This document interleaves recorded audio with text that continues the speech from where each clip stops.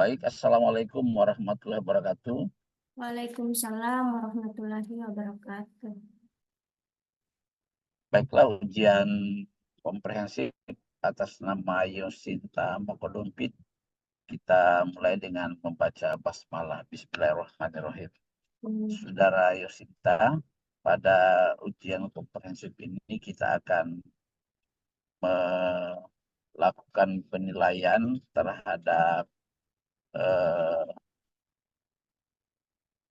3 aspek penilaian. Yang pertama, penilaian terhadap uji lisan, di mana saudara akan dinilai atas penguasaan dan pemahaman saudara tentang materi bidang studi dan keilmuan pedagogik yang melandasi pengembangan perangkat pembelajaran saat lokakarya. Dan aspek penilaian kedua adalah cuplikan praktik pembelajaran yang masing-masing cuplikan dan uji lisan itu durasi 20-25 menit.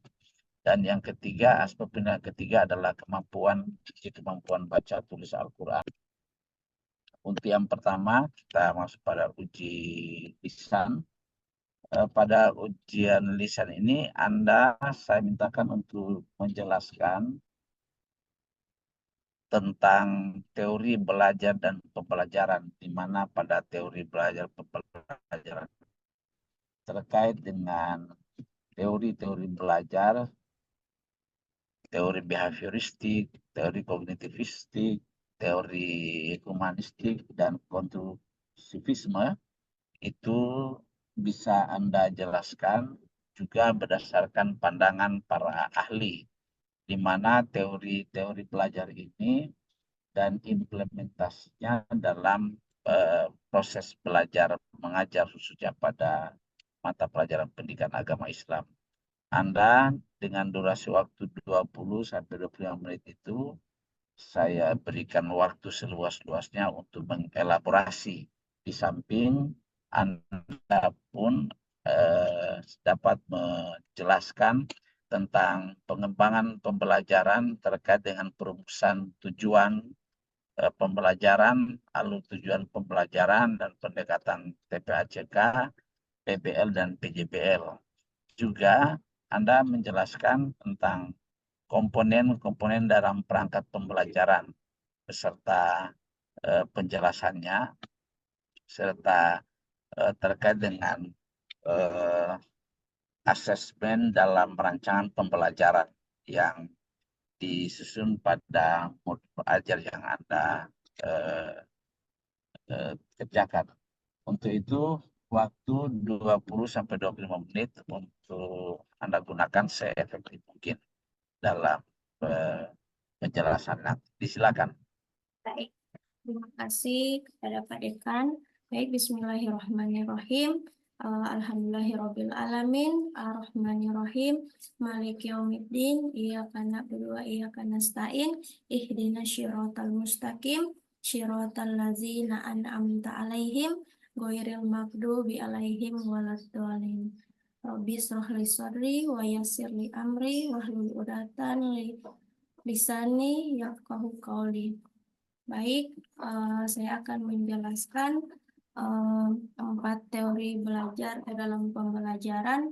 Yang pertama itu terkait tentang teori belajar konstruktivisme, di mana teori belajar ini dipopulerkan oleh Jean Piaget, di mana dalam teori ini siswa membangun pengetahuan mereka sendiri melalui pengalaman.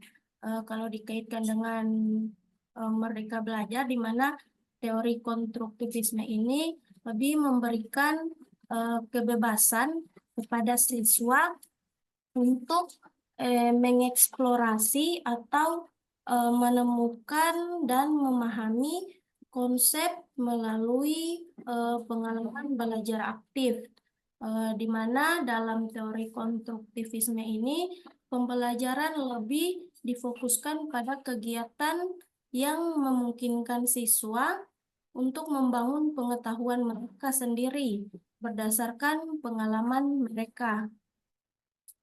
Kemudian untuk yang konstruksivisme ini dikaitkan dengan materi pendidikan agama Islam atau materi saya sendiri dengan materi dakwah khutbah dan tablik, di mana dalam teori konstruktivisme ini, teori ini lebih fokus pada bagaimana siswa mampu membangun pengetahuan mereka. Jadi kami atau guru memberikan kebebasan kepada siswa untuk mengelola pembelajaran atau dikaitkan dengan pembelajaran PJBL saya. Jadi guru memberikan kebebasan kepada siswa dalam menyusun proyek yang menjadi tugas mereka, di mana sekreatif mungkin, sebaik mungkin, dengan ide yang paling keren dalam menyusun proyek tersebut. Di sini saya memberikan proyek yaitu membuat peta konsep tentang dakwah, khutbah, dan tablik. Jadi pada teori ini saya atau guru melihat bagaimana siswa membangun pengetahuan mereka secara mandiri atau kelompok dalam mengerjakan peta konsep yang diberikan.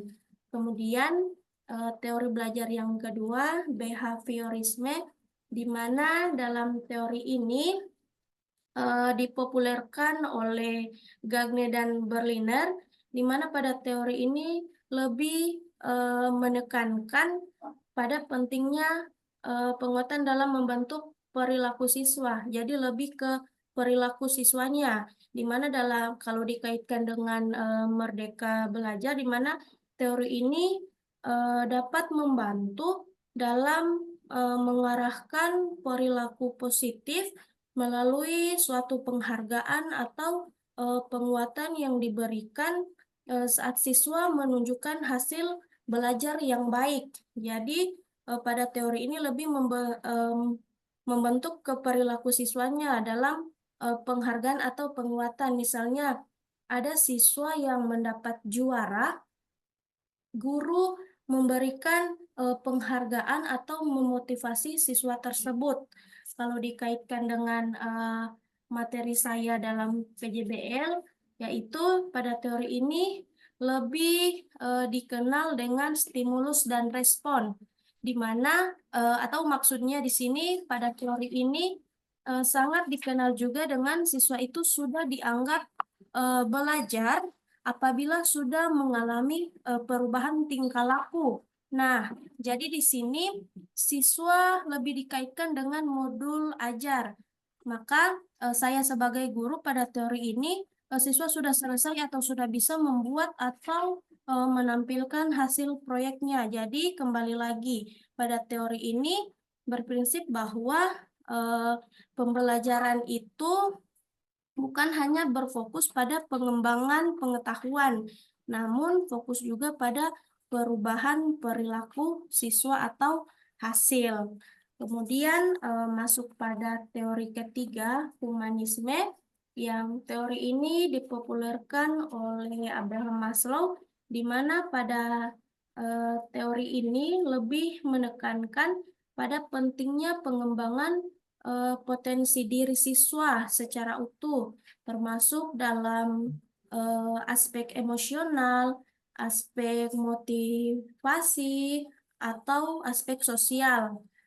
Di mana kalau dikaitkan dengan Merdeka Belajar, teori humanisme ini sangat menghargai individualitas siswa dengan memberi ruang bagi perkembangan emosional dan sosial, di mana pembelajaran yang dirancang berdasarkan teori ini lebih fokus kepada kebutuhan dan minat siswa, sehingga mereka merasa bermakna dan termotivasi untuk belajar. Kemudian,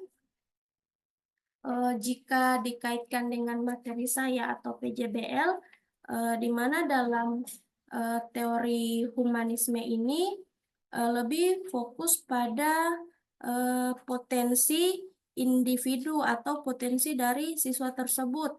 Jadi pada pembelajaran ini siswa dapat mengembangkan potensi yang ia miliki, baik di dalam kelompok siswa atau baik dalam kelompok saat diskusi dalam proses pembelajaran.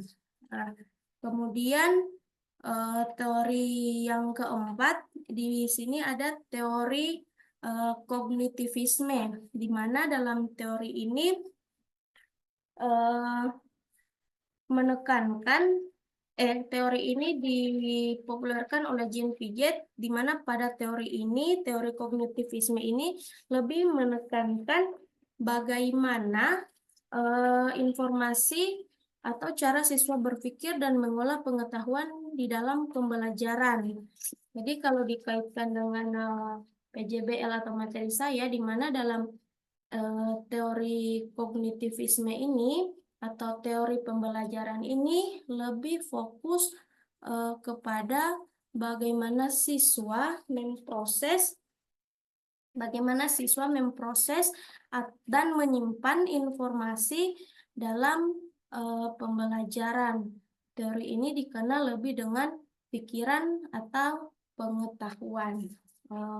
Baik, kemudian dalam pengembangan pembelajaran terkait perumusan tujuan pembelajaran, kemudian alur tujuan pembelajaran, serta TPACK, PBL, dan PJBL dalam pembelajaran. Jadi, maksud dari tujuan pembelajaran atau TP, di mana tujuan pembelajaran ini adalah target yang diharapkan dapat dicapai oleh siswa setelah mengikuti proses pembelajaran, di mana dalam kurikulum Merdeka tujuan pembelajaran harus disusun berdasarkan capaian pembelajaran yang fleksibel dan kontekstual, di mana sesuai dengan kebutuhan dan karakteristik peserta didik.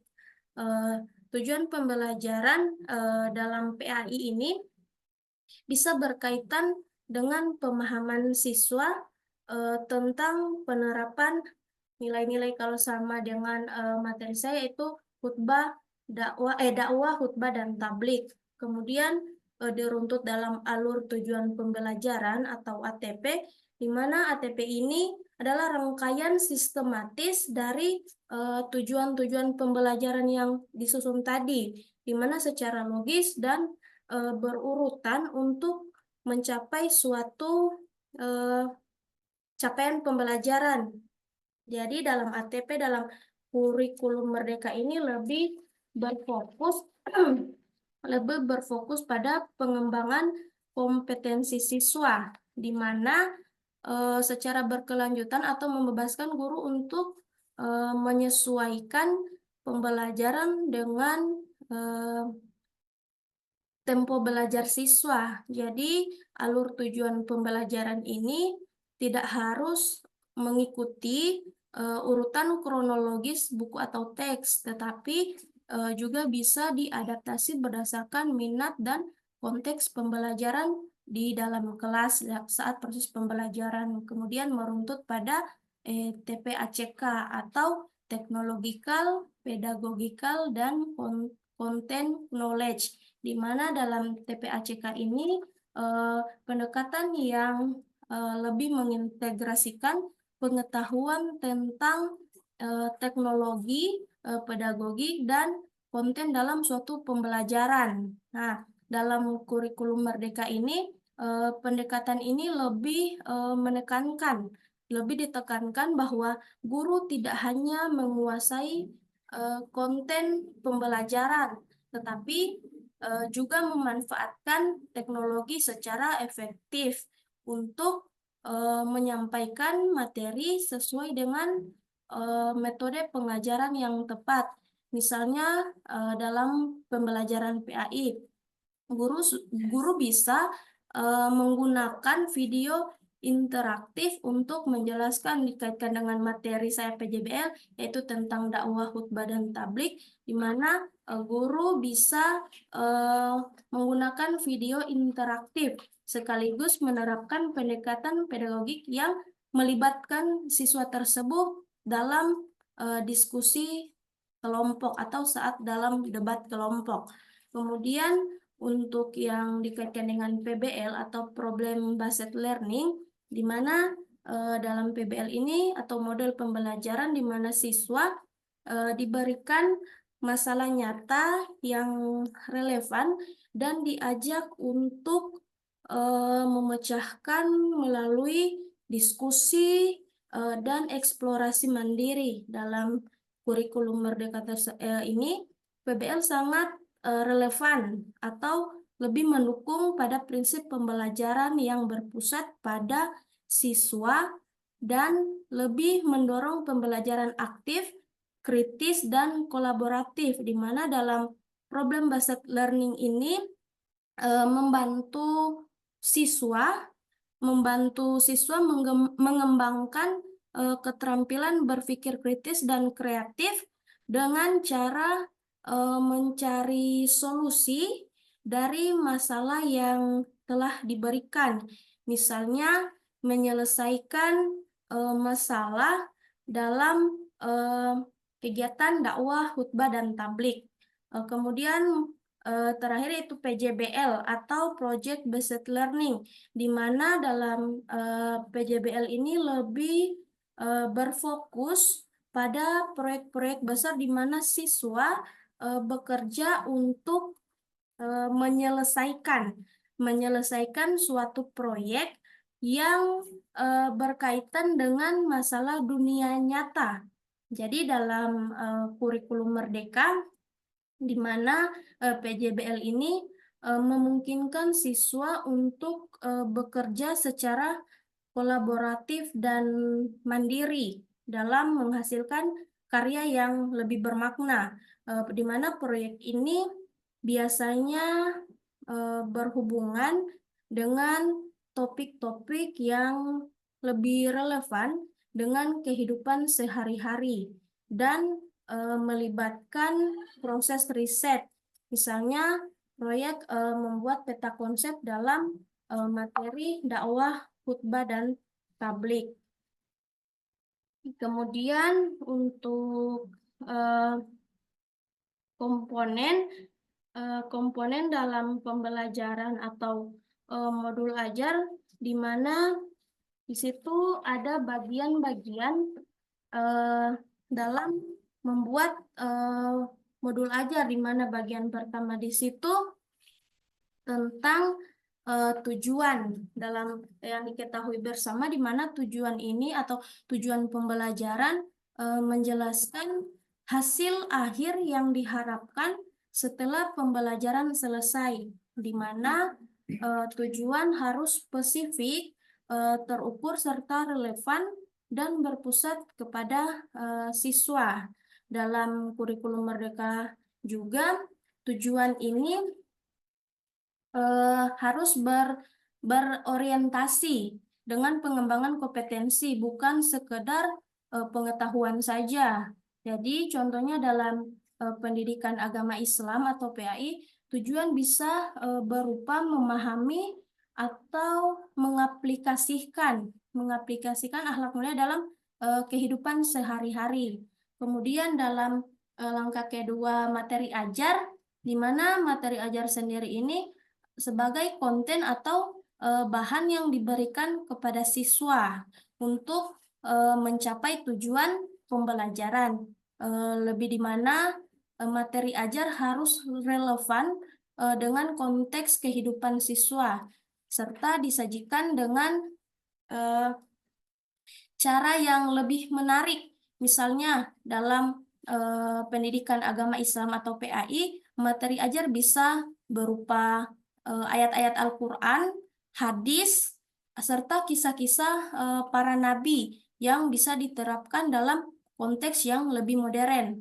Kemudian untuk metode, di mana yang kita ketahui bersama dalam metode pembelajaran yang digunakan untuk bervariasi untuk mendukung gaya belajar yang lebih berbeda pada siswa. Metode yang cocok dengan KUMER atau kurikulum Merdeka ini, di mana meliputi metode seperti seperti diskusi kelompok atau presentasi, simulasi, serta pembelajaran berbasis proyek atau PJBL atau masalah atau PBL. Setiap metode harus melibatkan seluruh siswa secara aktif dan berpusat kepada siswa. Jadi ketika mengajar harus berpusat kepada siswanya, bukan hanya kepada guru yang mengajar. Kemudian untuk media dan LKPD, di mana dalam pembelajaran bisa berupa alat fisik seperti gambar, seperti video, poster, atau media digital lainnya seperti presentasi interaktif dan platform pembelajaran online, di mana LKPD atau lembar kerja peserta didik memberikan tugas seperti tugas yang membantu siswa untuk memproses dan menerapkan apa yang telah mereka pelajari. Media dan LKPD harus dirancang untuk mendukung pembelajaran aktif dan kolaboratif. Misalnya dalam PAI, LKPD ini bisa berisi soal analisis tentang aplikasi nilai-nilai Islam dalam kehidupan sehari-hari. Kemudian meruntut pada instrumen penilaian, instrumen asesmen, di mana instrumen asesmen ini digunakan untuk mengukur perkembangan siswa dalam keterampilan berpikir secara kritis, kreatif, serta reflektif, dan pengambilan keputusan. Instrumen ini bisa berupa soal tes, bisa juga proyek atau tugas analisis atau refleksi, di mana dalam PAI atau Pendidikan Agama Islam sendiri, instrumen asesmen ini bisa berupa analisis terhadap hadis atau ayat-ayat Al-Quran yang kita kaitkan dengan masalah sosial saat ini. Instrumen ini juga tidak hanya mengukur kemampuan hafalan, tetapi juga kemampuan untuk menganalisis, mengevaluasi, dan menciptakan solusi berdasarkan pemahaman ajaran Islam. Kemudian kalau untuk yang pendalaman dan penguasaan materi ajar, di mana ada di situ materi esensial, di mana adalah materi yang sangat penting dan relevan untuk dipelajari oleh siswa. Dalam pendidikan agama Islam pun, materi esensial ini berupa konsep dasar akidah serta syariah dan akhlak, di mana materi ini dipilih karena memiliki dampak besar pada pembentukan karakter siswa yang relevan dalam kehidupan sehari-hari. Kemudian untuk yang dimensi pengetahuan, di mana dimensi pengetahuan ini ada faktual, di mana pengetahuan tentang fakta-fakta yang bersifat mendasar, di mana seperti contohnya dalam pendidikan agama Islam masuk dalam rukun iman atau rukun Islam. Kemudian konseptual atau pengetahuan tentang konsep-konsep yang lebih abstrak. Kemudian dalam instrumen asesmen di sini ada juga tentang materi bermuatan HOTS atau Higher Order Thinking Skill, di mana materi HOTS ini adalah materi yang dirancang untuk mengembangkan keterampilan berpikir tingkat tinggi seperti analisis, evaluasi, dan penciptaan. Dalam PAI, materi HOTS ini bisa berupa analisis atau hadis-hadis yang berkaitan dengan persoalan kehidupan yang modern atau seperti kehidupan saat ini. Jadi dalam asesmen awal di situ di mana dilakukan saat awal pembelajaran untuk mengetahui pengetahuan awal atau kesiapan belajar siswa, di mana tujuan dalam asesmen awal ini adalah untuk mengidentifikasi kebutuhan belajar siswa. Kemudian kedua, asesmen formatif, di mana dalam asesmen ini dilakukan selama proses pembelajaran berlangsung untuk memantau perkembangan siswa dan memberikan umpan balik atau membantu siswa dalam memahami materi yang lebih baik. Kemudian yang terakhir, asesmen sumatif, di mana dalam asesmen ini dilakukan di akhir pembelajaran untuk mengukur pencapaian belajar siswa berdasarkan tujuan pembelajaran tersebut. Kemudian terakhir dalam teknik asesmen itu sendiri pun terbagi, ada juga teknik asesmen tertulis, kemudian asesmen lisan, proyek, serta observasi. Terima kasih, mungkin hanya itu, Pak. Baik, Jacinta, kita masuk pada bagian kedua, ya, dicuplikan praktik pembelajaran Anda. Silakan untuk menampilkan kemampuan Anda dalam proses pembelajaran dengan durasi waktu 20 sampai 25 menit ke depan. Anda bisa menggunakan waktu yang dan proses ini sebagaimana proses pembelajaran di kelas yang selama ini Anda laksanakan. Silakan.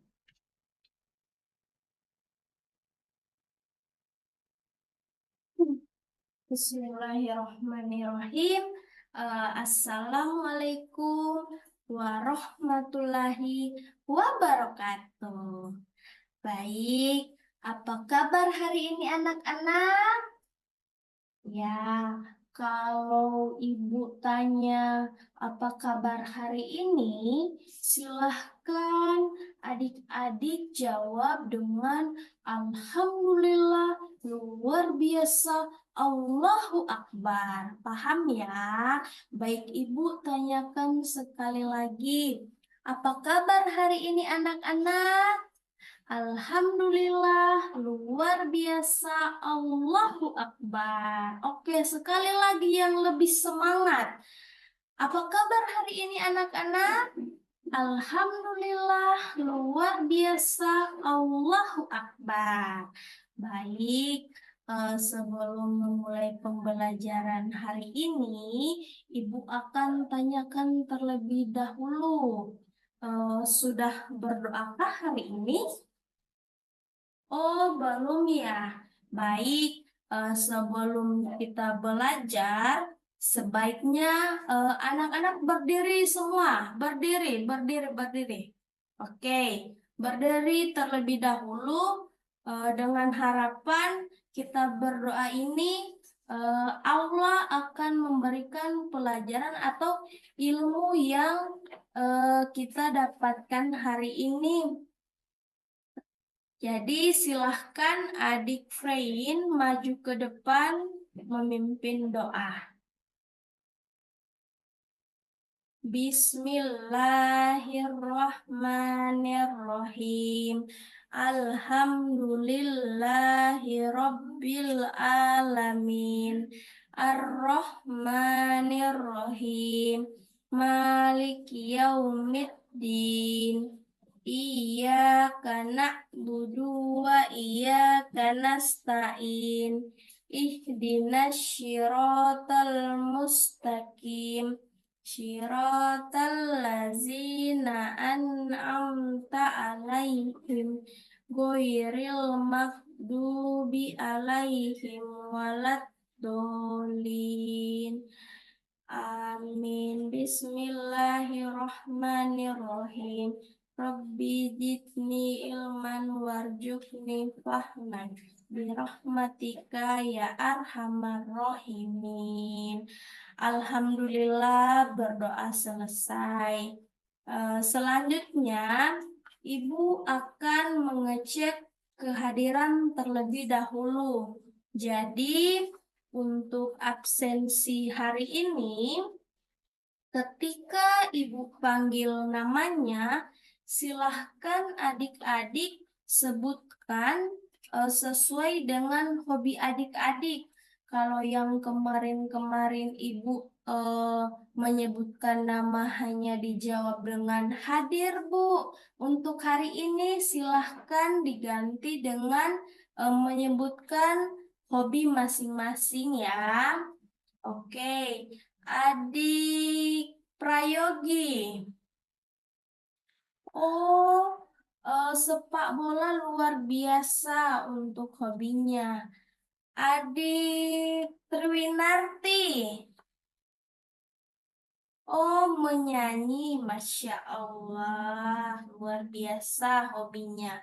Dan terakhir ini Adik Eka. Oh, Adik Eka hobi menulis. Masya Allah. Sangat-sangat keren untuk hobi adik-adik ya. Nah, baiklah. Hari ini eh, kita, ada yang tahu hari ini kita akan belajar tentang materi apa? Oh, belum tahu ya. Baik, kalau kemarin kita belajar tentang demokrasi, hari ini kita akan belajar tentang dakwah, khutbah, dan tabligh. Baik, jadi sebelum Ibu lanjut pada materi pembelajaran hari ini, terlebih dahulu Ibu akan menyampaikan tujuan pembelajaran pada hari ini. Baik, jadi tujuan pembelajaran pertama di mana siswa mampu menjelaskan pengertian dakwah, khutbah, dan tabligh. Kemudian tujuan pembelajaran yang kedua di mana siswa mampu membedakan antara dakwah, khutbah, dan tabligh. Baik. Kemudian Ibu akan menampilkan sebuah video yang berkaitan dengan materi kita pada hari ini. Mari kita simak bersama. Baik, itulah video pembelajaran kita pada hari ini. Nah, adik-adik sudah menyaksikan video pembelajaran tadi yang berkaitan dengan materi hari ini. Apakah ada yang sudah bisa menjelaskan apa itu dakwah, apa itu khutbah, dan apa itu tabligh? Oh, oke, baik. Terima kasih Adik Prayogi ya. Baik, jadi Ibu akan jelaskan juga secara terperinci mengenai materi hari ini yang berjudul Menebarkan Islam dengan Santun dan Damai melalui Dakwah, Khutbah, dan Tabligh. Di mana jadi dakwah di mana berasal dari bahasa Arab, yaitu da'a yad'u dakwatan, di mana arti kata dari dakwah ini memanggil, menyeru, serta mengajak. Jadi menurut istilah dakwah adalah kegiatan mengajak orang lain secara mengajak orang lain atau seseorang atau lebih ke jalan Allah secara lisan atau perbuatan. Baik, ya, kemudian kegiatan dakwah ini bukan hanya ceramah, tetapi aksi sosial nyata seperti bantuan kepada anak yatim dan lain sebagainya. Kemudian masuk pada khutbah. Ada yang tahu apa itu khutbah? Ya, baik. Jadi khutbah itu berasal dari bahasa Arab, khutbatan, khatabah yahtubu khutbatan, yang berarti memberi nasihat dalam kegiatan ibadah, di mana dalam khutbah ini seperti saat sholat Jumat, sholat Idul Fitri, sholat Idul Adha, kemudian sholat istiqah, sholat wukuf, dan nikah. Baik, jadi menurut istilah khutbah ini berarti kegiatan ceramah kepada sejumlah orang Islam dengan syarat dan rukun tertentu yang berkaitan langsung dengan keabsahan dan kesunahan ibadah. Jadi kalau tadi sudah dijelaskan tentang dakwah, khutbah, sekarang tablik. Jadi tablik ini berasal dari bahasa Arab balaga yubaligu tabligan, yang berarti menyampaikan, memberitahukan dengan lisan, di mana dalam menurut istilah tablik ini adalah suatu kegiatan yang menyampaikan pesan Allah secara lisan kepada satu orang Islam, di mana satu orang Islam atau lebih, untuk diketahui dan diamalkan isinya.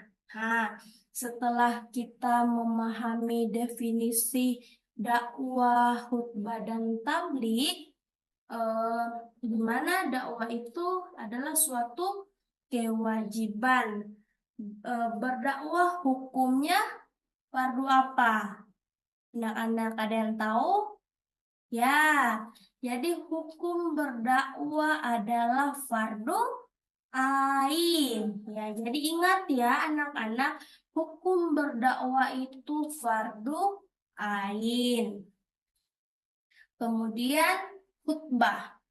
Kalau khutbah tidak mungkin ditinggalkan. Itu akan apa? Dibatalkan. Jadi ketentuan syarat khutbah atau khotib itu dia sudah beragama Islam, sudah balik, berakal sehat, serta mengetahui ilmu agama. Jadi tablik sifat wajib bagi Rasul. Jadi perilaku mulia yang dapat diamalkan yaitu khutbah, tablik, dan dakwah. Baik anak-anak, itu materi kita pada hari ini. Kemudian Ibu akan membagi 3 kelompok. Ibu akan membagi 3 kelompok sesuai jumlah siswa. Jadi selanjutnya nanti adik-adik menyusun peta konsep, ya, menyusun peta konsep, menyajikan tentang kelompok pertama tentang khutbah, kelompok kedua tentang dakwah, dan yang kelompok 3 itu tentang tablik. Jadi Ibu akan memberikan waktu 10 menit untuk masing-masing kelompok. Kemudian masing-masing kelompok itu mencari informasi mengenai struktur khutbah dakwah serta metode tablik yang nantinya akan ditampilkan di depan kelas. Paham ya adik-adik ya? Oke, jadi silahkan dikerjakan. Nanti dipersilahkan bertanya jika terdapat hambatan dalam mengerjakan proyek ya. Baik, silahkan dikerjakan. Waktu pembuatan sudah selesai. Silahkan kelompok yang sudah siap untuk menampilkan hasil proyeknya. Jadi untuk kelompok yang lainnya, silahkan silahkan menyimak atau bertanya jika ada yang salah atau tidak dipahami ya. Baik, silahkan kelompok 1. Di kelompok 2. Oke, yang terakhir kelompok 3. Alhamdulillah. Beri aplaus dulu untuk semua kelompok yang sudah tampil. Alhamdulillah, semua kelompok sudah tampil.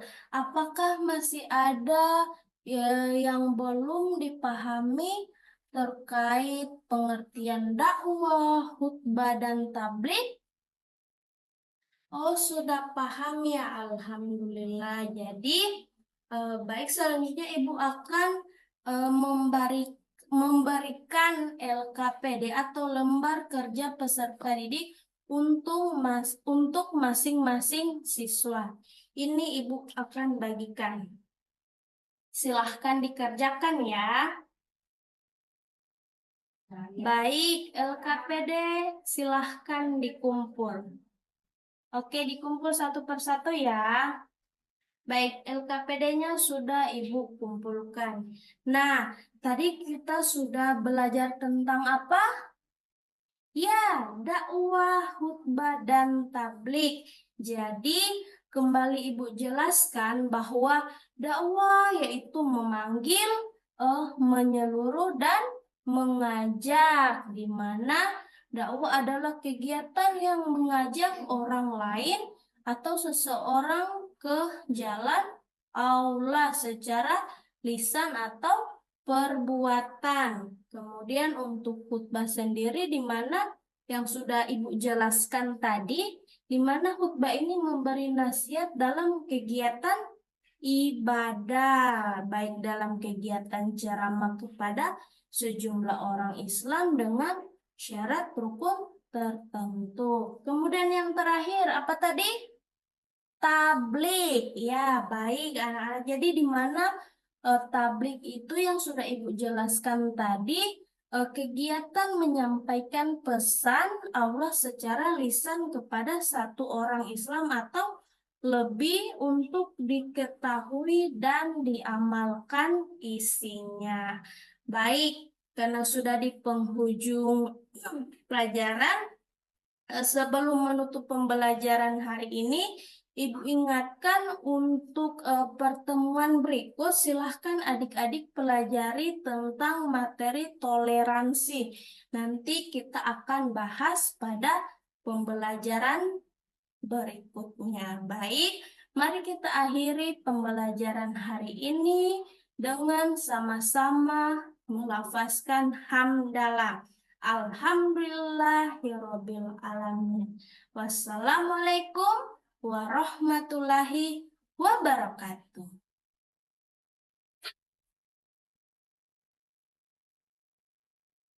Sudah, Pak?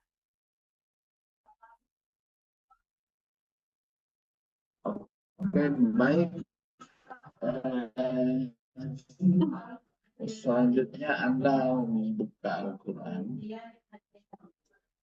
Lihat juz 21 surat As-Sajdah.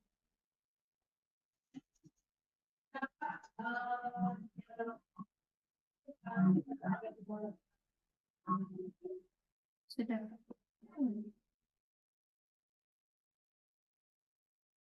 A'udzu billahi minasyaitonir rajim. Bismillahirrahmanirrahim.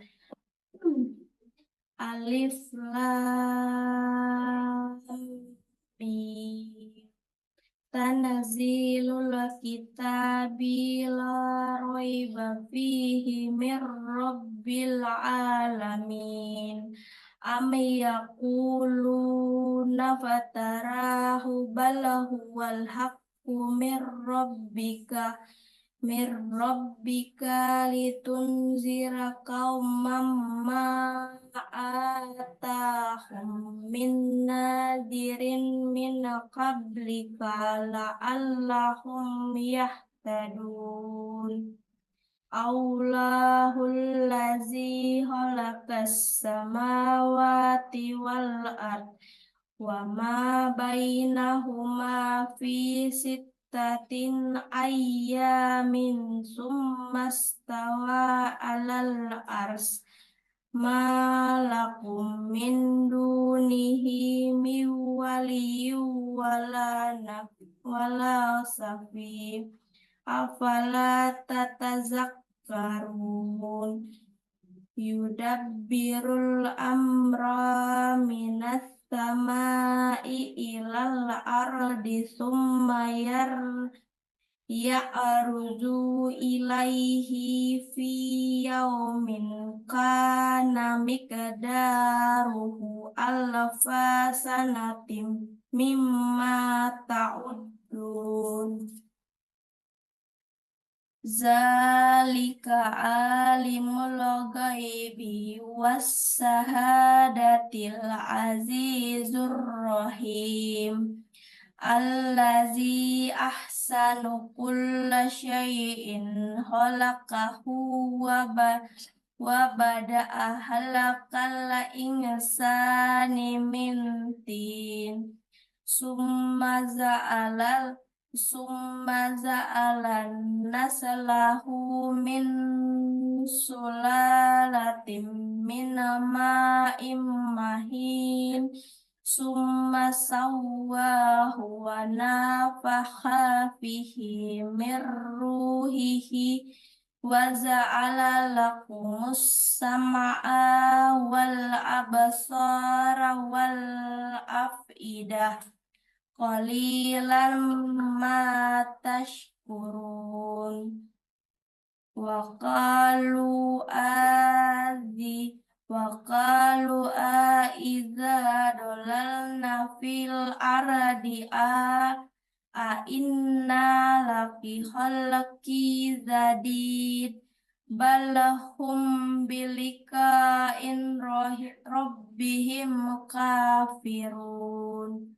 Sadaqallahul azim.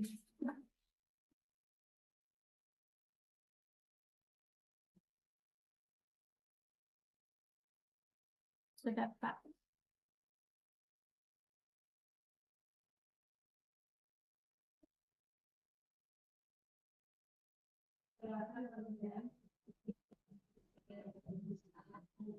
Sudah, Pak. Disilakan Yosita tuliskan surah As-Sajdah ayat 1 sampai 3. Siap, Pak.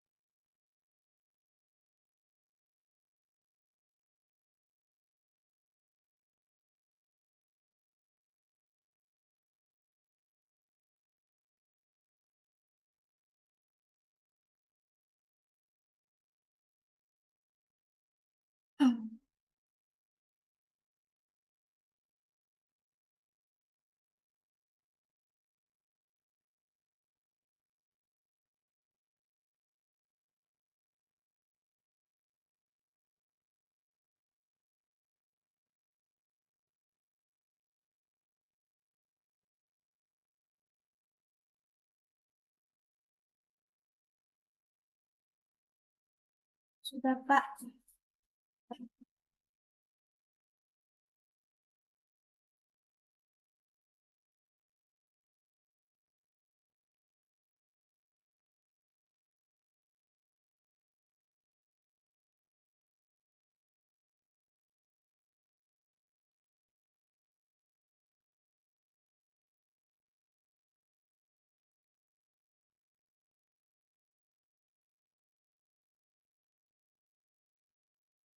Ya, oke, Yasinta.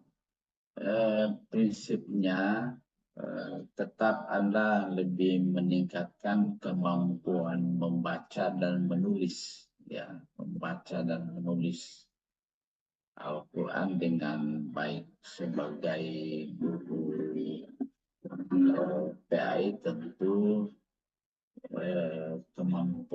kedua kemampuan itu menjadi keharusan buat Anda, ya. Ya, Pak.